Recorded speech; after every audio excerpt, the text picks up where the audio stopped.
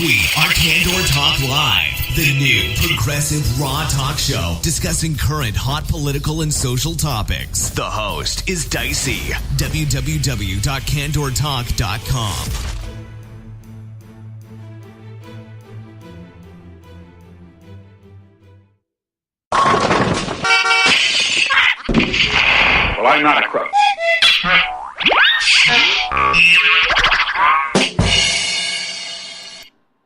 All right. Hello, everybody. Good evening. Thank you for tuning in to Candor Talk Live, and I'm your host, Sylvia, a.k.a. DICESI. And today, the title of today's show is called The Wreckage Trump Has Caused. Trump's presidency is officially over. This is going to be a good show, so I hope you stay tuned in right now. Some preliminary stuff. From now on, the show is going to be on Saturdays at 11 o'clock. We'll probably be doing some pre-recording of the show. The show will be and loading it up at 11 o'clock, so you can always check here at 11 o'clock to make sure. Either we might be live, sometimes we'll be able to be live, but it just depends on what the schedule is like. And the second thing is that the show is now going to be 30 minutes as opposed to like 45 or 15 or 20. It's going to be 30 minutes. There are going to be 3 segments. We're going to be talking about politics, social issues, and conservative madness. Somebody needs to talk about conservatives consistently, so every single show, Saturdays, we will be talking about conservative madness. Also, you need to check out our new blog. It's called SylviaExpress.com. That's SylviaExpress.com. So make sure you check that out. That's actually our new blog. We are on there. We post articles about things that are going on from my perspective. And my interpretation of current events. So it's something that I think you should definitely check it out. It's SylviaExpress.com. And on there, we'll be posting these shows, the Candor Talk shows. We'll be posting actually this show so you can actually listen to it on there on our website as well as listening to it on Spreaker. So if you ever are listening to the show and you want to come back and listen to the show, maybe not on speaker, you can also go to SylviaExpress.com. All right, so let's just get into the show today. Like I said before, the show is The Wreckage Trump Has Caused. Trump's presidency is officially over.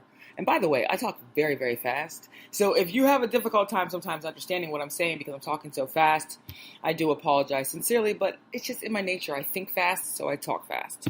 All right, so the first thing we're going to be talking about is politics. Like I said before, there are going to be 3 different segments to each show. Now, as I said, about Trump's presidency, and the show was actually titled The Wreckage of Trump because Trump has done so much damage as the president of the United States. I don't think anybody will dispute that. I mean, that's unequivocal. He has done so much damage as the president of the United States. But the truth is, even though he has done so much damage, his presidency officially needs a lifeline. Like, his presidency is on life support. He has done so many things now that make it very difficult for him to last long as the president of the United States. And you can doubt me all you want to, but I'm telling you, I'm watching and paying close attention to everything. I'm reading, I'm studying up. I'm very good at understanding people's personalities and analyzing situations. I'm a lawyer, for Christ's sake. I understand these things. I can interpret situations the way other people sometimes cannot interpret them. And I'm telling you, after his firing Bannon, his presidency is officially over. And I'll get into that in a minute. And we did that.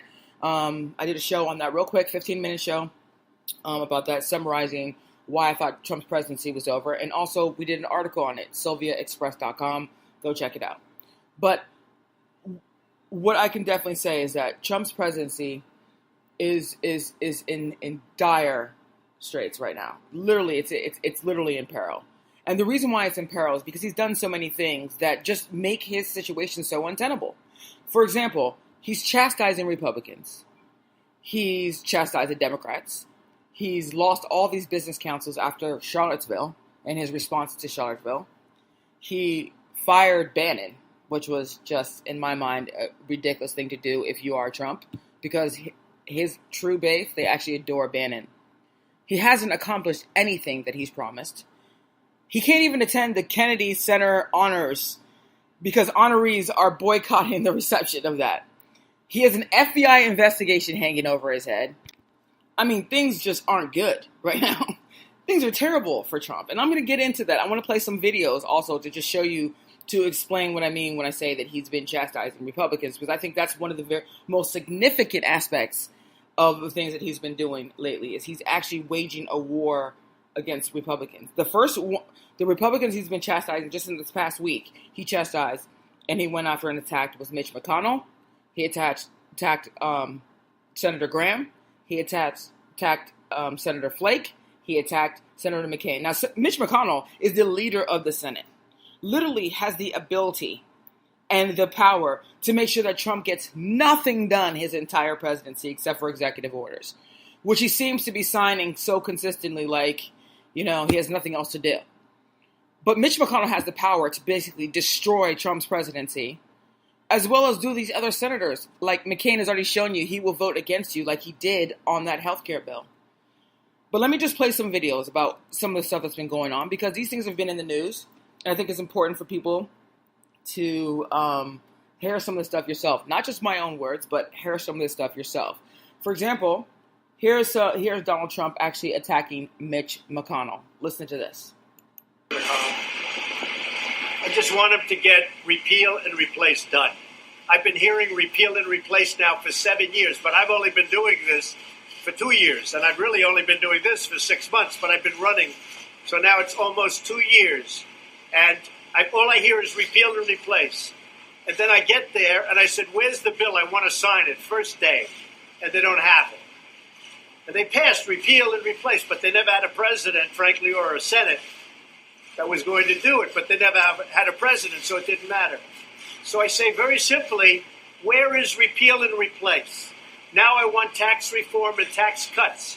We're going to reduce taxes for the people. We pay more tax than anybody in the world, and we're going to reduce taxes. So I say tax cuts, tax reform, and I want a very big infrastructure bill where we're working on that very hard already. And we can do that. And we may even get bipartisan on infrastructure, but we want to have it. But I said, Mitch, get to work and let's get it done. They should have had this last one done. They lost by 1 vote. For a thing like that to happen is a disgrace. And frankly, it shouldn't have happened. That I can tell you. It shouldn't have happened. McConnell considered stepping down as majority leader. There's some conservative analysts, including Tom Hannity, say it's time for him to retire. Well, I'll tell you what, if he doesn't get repeal and replace done, and if he doesn't get taxes done, meaning cuts and reform, and if he doesn't get a very easy one to get done, infrastructure, if he doesn't get them done, then you can ask me that question. So what is that? Yes you can ask me the question. That means ask me that question. Let's hope he gets it. Okay, so you heard that in there, where Trump was basically asked a question of whether or not Mitch McConnell should step down. And Trump said if he doesn't get these things done, he better get them done. And he tells Mitch McConnell, get back to work. He does this publicly in an interview that goes out to the entire world, literally. And this is the leader of the Senate that you are literally attacking on live media, on live TV, excuse me. Then he goes after Jeff Flake and Lindsey Graham, after Lindsey Graham chastises him and condemns him for his response to in Charlottesville, which was just so deplorable and disrespectful, and just literally it was so bigoted and racist. There's so many things, but we'll get into that later because I will be talking about Charlottesville later. So now here's a video of him attacking Lindsey Graham and Jeff Flake. On Thursday, Reuters reports that President Donald Trump has stepped up on his attacks on Republican senators after a series of early morning tweets. Reuters reports that Trump may regret his actions against more than half of the 11 Republicans on the Senate Judiciary Committee if impeachment charges were to ever weigh more against him. In one tweet, Trump called Senator Lindsey Graham publicity-seeking and said he just can't forget his election trouncing. In another, he went against Senator Jeff Flake and called him a non-factor in the Senate, adding that he's toxic. Okay, now he goes after those two, right? And also, they're alleging that Donald Trump is also going to try to support a primary challenger for Jeff Flake now. He's going to support, I think her name is Dr. Kelly Ward. She's a Republican. She's basically a Trump sycophant, and she's basically going to be running against Jeff Flake. And Donald Trump is basically saying, support her, etc., trying to get people to support her over Jeff Flake, which just shows you how much. And then he calls him Flake, Jeff Flake is what he called him in one of his tweets. It was just so absolutely absurd, and it doesn't make any sense. Then he also goes after John McCain. And right now, to go after John McCain, I think is just one of the most inhumane things you can do right now, especially when your attacks are based on policy differences. Or if he's just trying to tell you, look, please do better. Look, President, you should say these certain things. Because everybody was offended by what Donald Trump said in Charlottesville. Everybody. And, I debated today whether or not I was going to get the video and play what he actually had said and how he had basically made this false equivalency between, those protesting racism and the animals that caused Heather Heyer to be murdered. That murdered her, actually. Not didn't cause her to be. They murdered her. It was a Nazi who murdered her. A Nazi animal, degenerate, that murdered her. And anyway, I digress.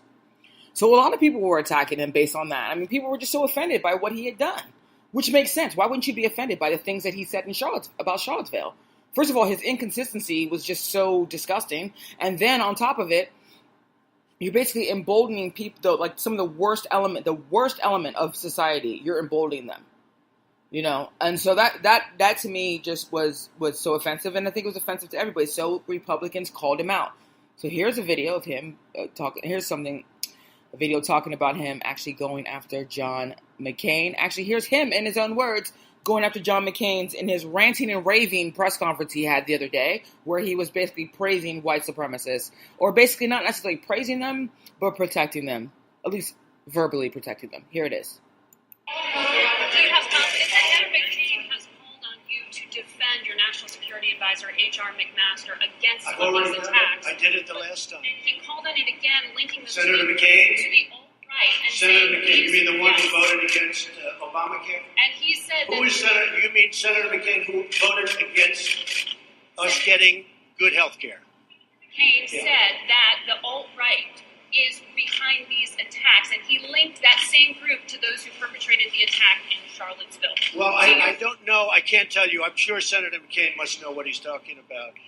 But when you say the alt-right, define alt-right to me. You define it. Go ahead. Well, I'm saying, define it for me. Come on, let's go. Senator McCain defined them as the same group. Okay, what about the alt-left that came charging him? Excuse me. What about the alt-left that came charging at... All right, I'm not going to play any more of that. Sorry, I didn't want to go into what Trump's mania. But if you heard him in there, he's sitting there talking about, oh, you mean John McCain, the one who voted against us? So, I see. Because if John McCain votes against Donald Trump, that means he obviously couldn't have a real opinion, right? Because nothing he's saying could actually make sense, right? It doesn't matter what he said because you didn't do exactly what I told you to do. That's how Donald Trump operates. So he basically just so dismissive of John McCain. How is this even remotely productive? On top of it, you're chastising Democrats. So you don't have a home in Democrats. Democrats are never going to support you. They might work with you on things like infrastructure and things that they think might benefit the general population. But it's never going to be a home for you anymore. You are literally branded now. There's no way. Absolutely, the Democrats are going to accept you. So now what you're doing is you're attacking Republicans. And these are people who have had long standing in Capitol Hill. These are people, this is an inner working system where they're all friends and buddies. They pretend to hate each other. We all know that.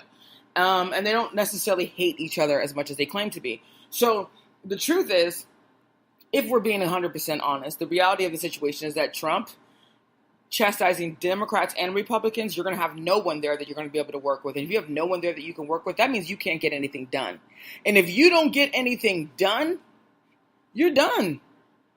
You're done. Your presidency is over, and you're not going to be able to get anything done. So right there, you've already made yourself, that's going after both groups, that's politically suicidal. Then now, after Charlottesville, you lose these councils that you put together. So you have this manufacturing council that you had to disband because they were dropping out like flies. Then you have this arts and humanities council that ended up saying, nope, we're out. We're disbanding this right now because of you. So now these councils, these business owners and CEOs, etc., they don't even want to work with you anymore. They don't want to have anything to do with you. They think you're toxic. Literally, I mean, companies were like, nope, we're gone after his response to Charlottesville. And then he fires Bannon, who his base adores. Bannon was like his lifeline with that base. And there's some sycophants who are going to be with Trump to the end of time. Doesn't matter what he does, it's irrelevant. But unfortunately, there are some who felt that people like Bannon helped push that white nationalist agenda. And the fact that he's gone, they feel like you have insulted the base and that you actually have sold out. Or that you were a con artist in the first place. So now you're losing a part of your base when you already had a 34% approval rating. What could possibly be the logic in doing that? So he does that like a complete and total idiot. And then now, look at the situation. Look at the situation. You have no support from anywhere anymore. No one. You're completely becoming isolated. You're firing everybody you possibly can. You fired Reince Priebus. You fired, basically, Sean Spicer claims he resigned, but we all know he was probably like, kick rocks. You fire Anthony Scaramucci. You fire Steve Bannon. You're just firing people left, right, and center. You fired Sally Yates. You fired Preet Bharara. You fired James Comey. You're firing people left, right, and center. How does that even remotely make anybody with talent and qualifications want to come and work for you? So now you have an empty administration. You're not close with either party because neither party can stand you because you're so toxic. And on top of that, businesses now are running from you like you're the plague because you are the plague. And you haven't gotten anything accomplished. You didn't build that wall. Mexico was not paying for any damn wall. They told you to go fuck off. And essentially you basically fucked off. Okay? You haven't been able to stop immigration. You didn't stop DACA. You haven't repeal and replace and healthcare for all. There's so many things you promised you haven't done. Infrastructure, there's nothing you're getting done. Tax reform, you're not getting any of the things you promised done. So on top of all the other stupid things you've done and all the other battles you've been fighting, you haven't gotten anything done. And then to add icing to the top, you're under FBI investigation for your relationship with interfering in a United States election with the Russians. And your entire staff and administrations are all under scrutiny. And then they have to worry about whether or not you're going to fire them or not, or whether or not their job has any longevity. And, you know, nobody really wants to work with you. So my position here is that Donald Trump is done. Literally done. I might go over a little bit today, maybe 5 minutes or so, because there are a couple things that are very important today, and I am going to be talking about Heather Heyer too, so I want to make sure that I cover that. So anyway, my point is that Donald Trump is done. That is it. His presidency is officially over. And he will hang around for a little while, and maybe some good things will come from that, but at the end of the day, he's done. And if they don't impeach him, I'll be shocked. And I think 2018 is going to be such a bloodbath for Republicans. Political bloodbath. I mean, God forbid there's any actual physical violence. That's not anything I would ever advocate for. I'm so against violence. But there's going to be a political bloodbath, I think, in 2018 if they don't get rid of this menace in the White House. All right, so that's the first section on politics. I went over a little bit because I had to do that preliminary stuff. So I'm going to take a break real quickly, and after I come back from the break, we're going to get into social issues. Charlottesville, what Unite the Right is, and Heather Heyer. Be right back. Are you...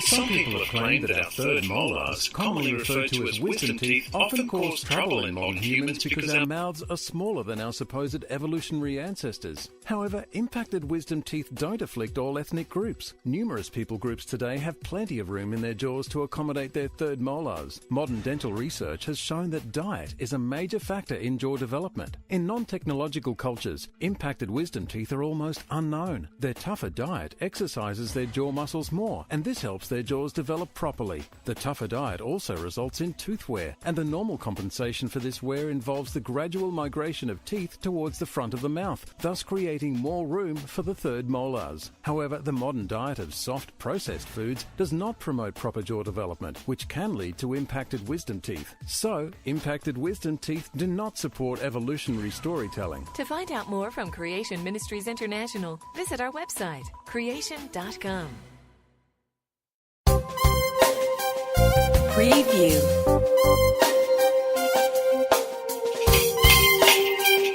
Preview.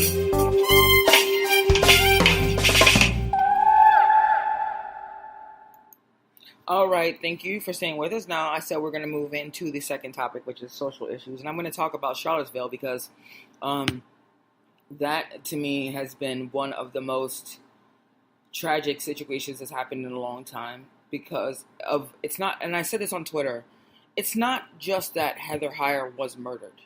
It's also the fact that she was murdered the way she was murdered.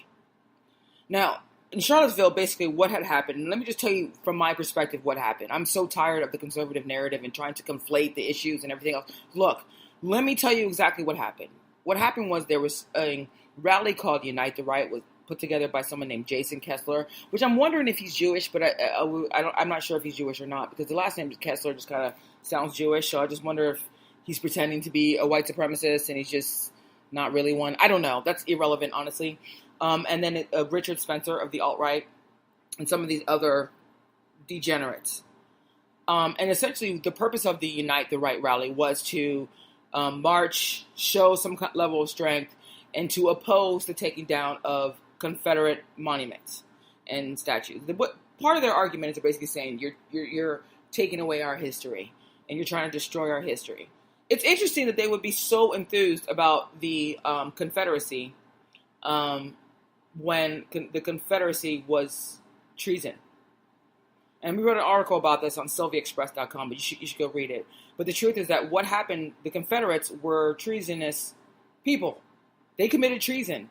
They tried to overthrow the United States of America that you know and love. And we're essentially supposed to be, revering these individuals who did that. I mean, and as I'm kind of sarcastic in an article that I wrote in SylviaExpress.com, are we supposed to also, put statues up in government buildings of other criminals like Jeffrey Dahmer? Because it is part of our history. So you're literally, anyway, the Unite Right was basically going out there to fight and save their history. And so they basically, the first night, they march in Charlottesville with torches, screaming things like, Jews will not replace us. Jews, literally, will not replace us. That's what they're screaming. All of a sudden, Jews are supposedly supposed to be replacing them when they're like 1.7% of the population. Anyway, I digress. So they said that, Jews will not replace us. And then they also screaming, blood and soil, blood and soil. And they walk up to the monuments, one of the monuments there, and just with all the torches screaming, raging like some maniacs. They also go and try to intimidate a black church. At night, you're standing there with torches, and you're trying to intimidate people in the black church, which is the kind of stuff they did in the South during the 60s, and, with lynching and the KKK when they were much more prominent during the 60s. That's the kind of stuff that was happening. So they went and did that, basically resembling 1960s, basically saying, get out of our country, which I don't even want to have to go there today about how much this is just not their country, but nevertheless, I digress again. And anyway, so that was the purpose of that. They were supposed to go there and save their heritage and save our history. So anyway, they eventually, the next day, they decide to have another rally, and they start causing all this chaos. There's so many different groups. There's racism protesters and counter protesters, etc. And you start to realize that the people that are supporting this alt-right, white supremacist, neo-Nazi groups were completely outnumbered. Because the counter-protesters just came out in force. But then there was Antifa in there, who I did a show on Sylvia Express. I have a draft of a show on Sylvia Express talking about Antifa, and I do condemn Antifa, and that I dedicated 15 minutes basically talking about why I thought Antifa was wrong. But nevertheless, Antifa, what they did that day is in no way morally equivalent to what the alt-right and the white supremacists did. So at some point during that rally, the counter-protest, etc., one of the Nazis, the white supremacist degenerates, decides that he is going to drive his car through a crowd of people, ride over people, human bodies, injured 19 plus people, and killed one person named Heather Heyer. She literally died for protesting, died for marching on the streets. That's literally her legacy, is having to die for this particular cause. And what was she fighting for? She was fighting against what she thought was injustices. She was fighting and standing up and saying, I don't want Nazis and white supremacists and anti-Semites and bigots to be in my community. If I have to get out there and put myself out there, I'm going to put myself out there. And she put herself out there, and she lost her life over it. And the reason why I'm bringing this up is because it is hard for anyone now to allege that racism is, an illusion. It's a myth. You can't allege that anymore after what you saw, what happened in Charlottesville. When you're hearing people walking up and down the street saying Jews will not replace us, and they're talking about blood and soil, which are like, Nazi chants, and threatening black churches, and black churches where police protection had to literally get these people out of the churches because of these white supremacist thugs. Okay, these terrorists, because they are terrorists. It was white supremacy terrorism. So the police basically have to get the black people out of the church and protect the black people that were in the church. And I think that there's no way that any of us can say that it just doesn't exist, and that this victimization or this constant victimhood, by black people or Hispanic people or people of color or Jews is all just a myth. It's just made up because it doesn't exist, because it's not racism if it's the truth and all this bullshit. You saw that was not true, and there's nobody who can deny it anymore after you saw the Unite the Right rally. There is racism in this country, and it's systemic. It is rooted deep in the fabric and DNA of this country. This country was founded based on racism. You cannot just take racism, and I'm going to do an episode on racism because I think it's important, but you cannot just presume that because this country has attempted to make some corrections and amended some of its policies and done things, that it changed the hearts and minds of those people. Not everybody from the 60s is dead. Not all those white supremacists from the 60s are dead. Not all of them have recanted. They just became quiet. Now you're seeing this resurrection of their children and their grandchildren. Okay, so the reality of the situation is that we need to really deal with the fact that there is actually racism and bigotry and anti-Semitism and misogyny, terrible misogyny, especially since Trump. So we need to deal with the fact that those things exist and stop pretending as though those things don't exist. They do exist. And that's why someone like Heather Heyer, she's a hero. She's a martyr for the cause. She's a martyr for justice. She is somebody that should be remembered forever for what she did. She put her life on the line, and she ended up having to die in the most tragic, horrific, violent way like an ISIS murderer would do. There's no difference between the white supremacists and ISIS. They're terrorists. They're both terrorist organizations. They killed her based on politics. Their position is a political position. These guys, and then they use political violence. So I feel like this is just terrorism, plain and simple, and these guys are cowards. But in all of this, some good did come out of this, because Heather Heyer's mother gave this speech that was so riveting at her daughter's funeral. And I want to play part of that speech because I think that it's important that we continue to give a voice to someone like Heather Heyer and remember what she did and what she sacrificed for all of us.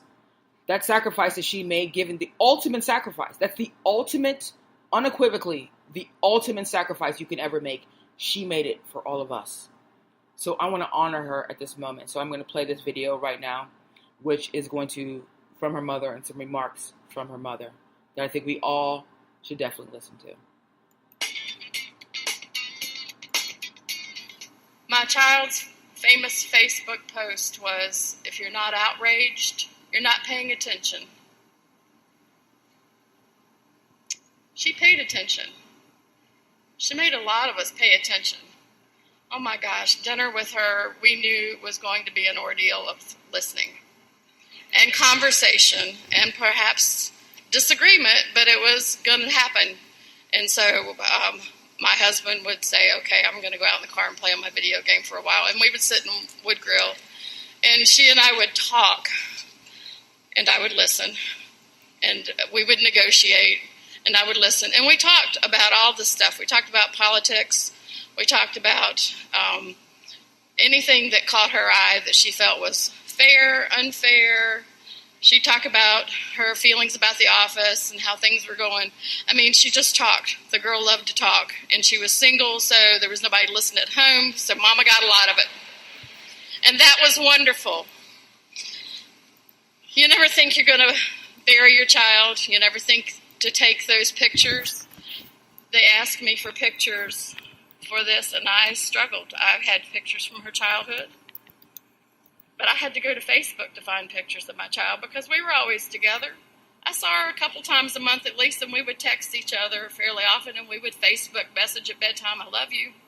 Love you. You doing okay? Yep, I love you. So I have no regrets on that part. Take pictures of the ones that you love because you don't know when they're not going to be there. But here's what I want to say to you today. This could be a storm in a teacup, and it could all be for nothing. I could have said, let's don't do this publicly. Let's have a small private funeral. But, that's not who Heather was. Anybody who knew Heather said, yep, this is the way she had to go, big and large. Had to have the world involved because that's my child. She's just that way. Always has been, and she will continue to be. Because here's the message. Although Heather was a caring and compassionate person, so are a lot of you. A lot of you go that extra mile. And I think the reason that what happened to Heather has struck a chord is because we know that what she did is achievable. We don't all have to die. We don't all have to sacrifice our lives. They tried to kill my child to shut her up. Well, guess what? You just magnified her.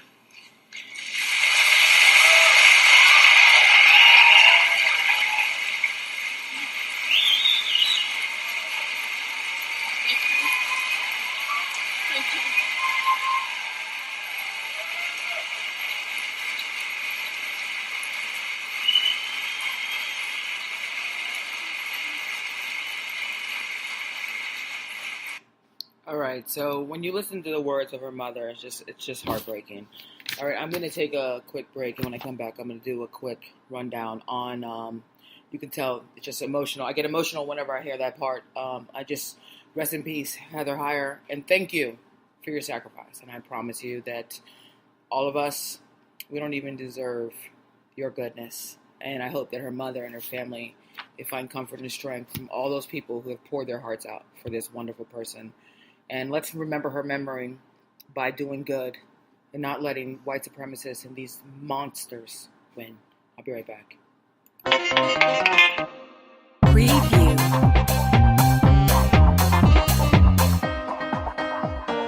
Preview.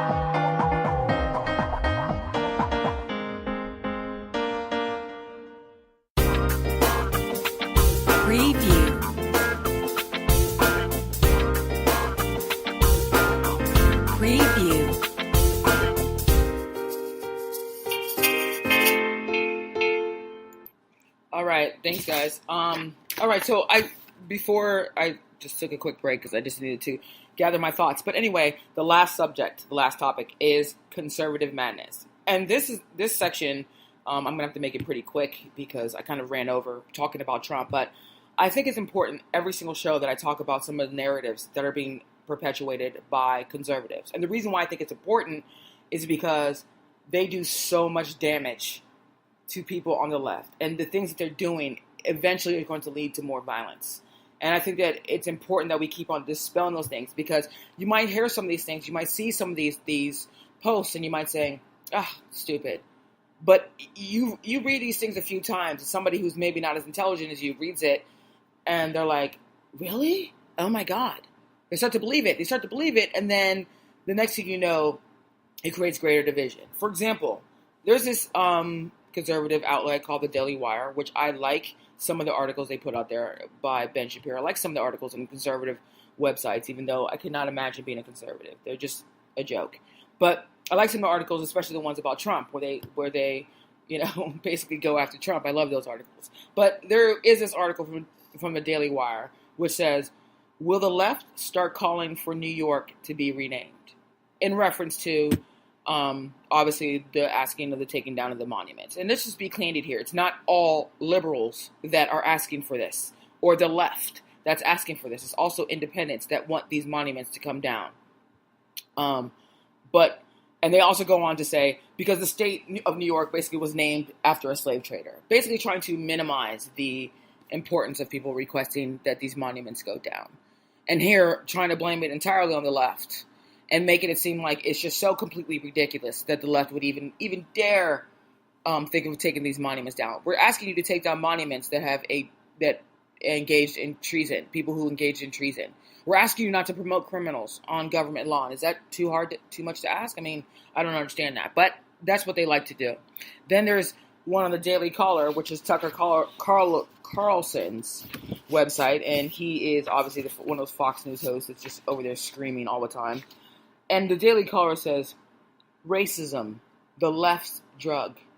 Oh, please, let's just say this to the left. That's racist, right? Because the Unite the Right, which is Unite the Right, it wasn't Unite the Left, that was out there marching, that got somebody killed, that was saying blood and soil and Jews will not replace us and get rid of Jews and all this other stuff.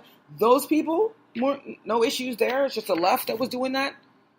See, because what they try to make it seem like is that the left is just all about identity politics, which is just such a sham. That's not true. The left is not all about identity politics. The right is about identity politics way more than the left, and that's why you'll see articles like this, racism, the left's drug, because they try to minimize racism and the fact that it exists. Or they try to blame racism all on the left. It makes people on the right who are actually bona fide racists feel better about their racism, because it's really the left that's racist. We're not racist. We might say a few racist things, and we won't hire black people, and we don't like Jews, and we don't like Hispanics, but we're not racist. We're normal people.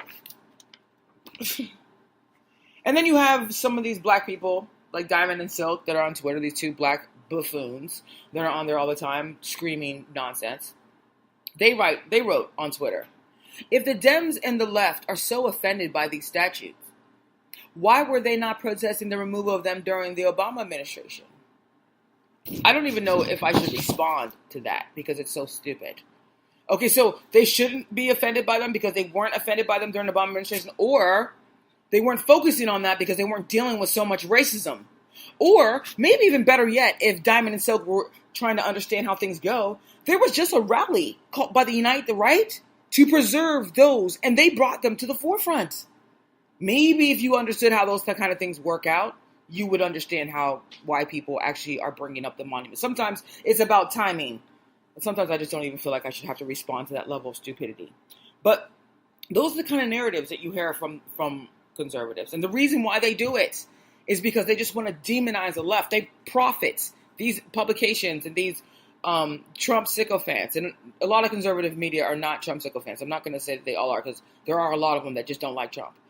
But these other people who are profiting off of him or benefiting off of him or benefiting off of creating this division between the right and the left, those people are dangerous because they are literally lying to you and making up narratives and saying things that get into your subconscious that make you believe certain things about the left, which encourages people to become violent against the left. That's why you hear things like libtard and snowflake and those kind of things, because everything is about demonizing you as a human being and saying everything that you're doing is so stupid, it's never thought out, you guys aren't even very smart individuals. That's what they try to do to the left. The reality is the left is a lot smarter than the right.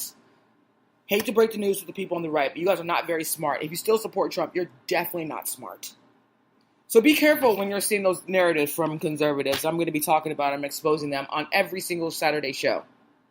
I need to summarize this real quickly because I went over. And I don't want to make this show more than 30 minutes, but today I think I had some things I need to get off my chest, and I'm just coming back, so I felt like it's time to go and start talking, really talking. So anyway, a couple things. Don't forget to go to our website, sylviaexpress.com. Just make sure you check it out. Blogs, articles will be loading up there. We'll also be loading up the shows and some commentary on some things, current events and stuff like that will be embedded in some of our articles. So sylviaexpress.com. Make sure you go check it out. Also, come back here every single Saturday at 11 o'clock. The show will be up right here. And also check us out on Twitter at TellAll2012. That's me, Sylvia. Or you can go to our Twitter handle too, which is Candor Talk News. So anyway, thank you guys so much for tuning in today, and I appreciate it so much. And I will be back on Wednesday for some quick commentary, but that will only be posted on sylviaexpress.com. So if you want to hear what I had to say or what's going on and what happened that week, then you have to go to sylviaexpress.com. Anyway, guys, it's been great. And you will definitely hear from me again really soon. Have a good night. Take care.